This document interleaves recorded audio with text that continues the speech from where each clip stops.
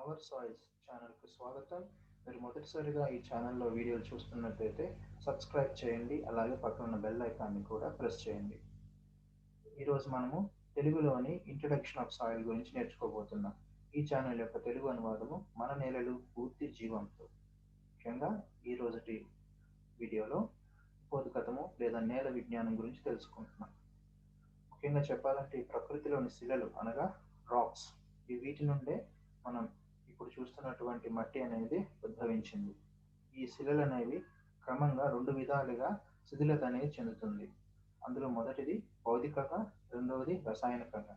భౌతికంగా జరిగేటటువంటి శిథిలతలో అఖండత్వాన్ని కోల్పోతుంది. దీన్ని ఆంగ్లంలో డిసింటిగ్రేషన్ అంటాము.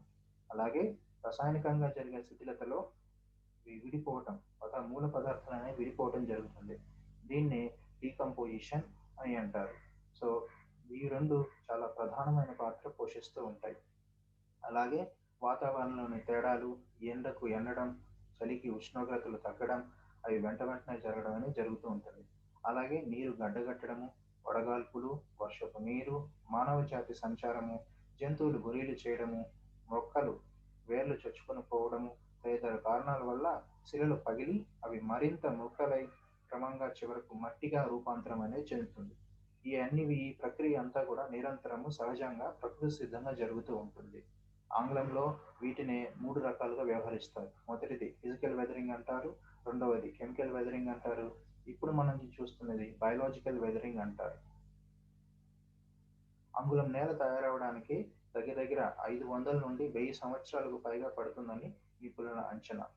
అలాగే నేల అనేది ఈ ప్రకృతి మనకిచ్చిన ఎంతో గొప్ప సంపద. భారతదేశం లాంటి వ్యవసాయ దేశంలో నేల అనేది చాలా జీవనాధారంగా ఉంటుంది.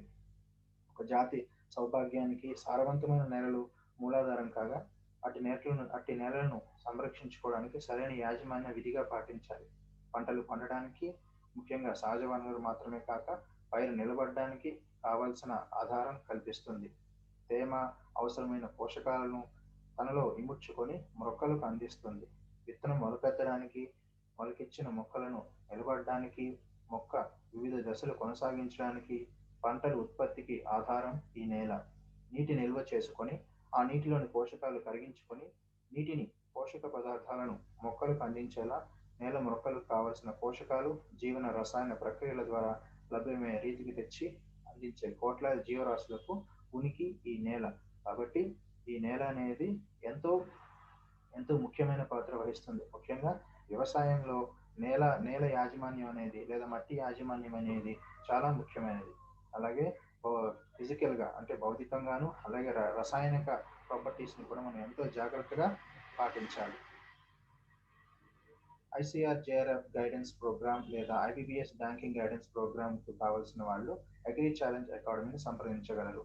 ఇతర సమాచారం డిస్క్రిప్షన్లో ఇవ్వడం జరిగినది.